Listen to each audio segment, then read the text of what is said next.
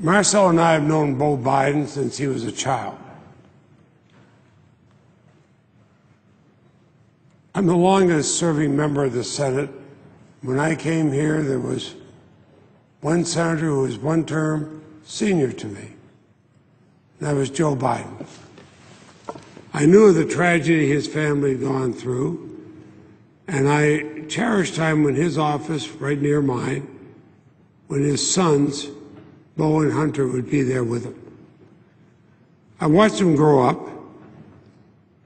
I saw Beau Biden become the epitome of what a state's attorney general should be. That's a model that all attorneys general throughout the country could have followed. Progressive, worried about improving the law, improving people's lives, and he did that. I know how much we appreciate when we see he and Haley at an event. We didn't get a chance when Marcel and I could talk with them. It was like picking up a conversation that ended just a few minutes before. But I remember one thing especially about him. I was in Iraq during the war. It was a day when it was well over 100 degrees out. I was being brought to a place where there was going to be a briefing. I was being zipped into this building. There were a number of soldiers wearing T-shirts, shorts, and sidearms playing ball outside in this 110, 120 degree heat.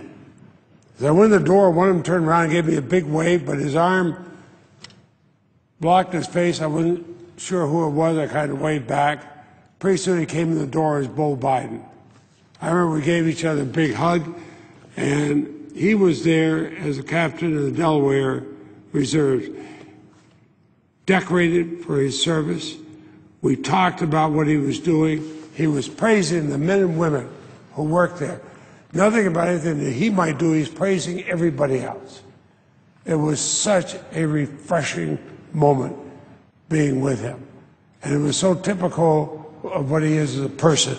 I told him that I have a procedure that if I'm in another country and I'm with our military, if there are Vermonters there, I always take their names and I ask them if they have family back home in Vermont. Most of them do. I get their phone number. As soon as I get back, I call their mother, their father, their husband, their wife, brother, sister, whoever it might be, and say, I saw a member of your family, here's what they're doing, they looked well and all that. So I told Beau, I said, look, I've known you since you were a youngster. I'll call your father as soon as I can. Tell him you're behaving yourself, you're doing a good job.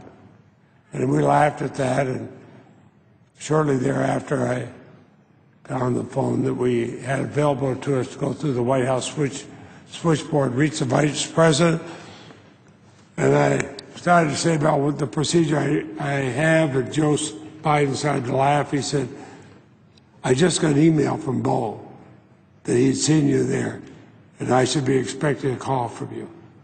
And we talked about what a great job Beau was doing. You could hear the pride in his father's voice. You could hear his pride. It was pride that was deserved. I remember Joe saying, we were first here in the Senate, the two of us, he was going home every night. He'd be on the train heading home. Why? Not as much even that the kids needed him, but he needed them.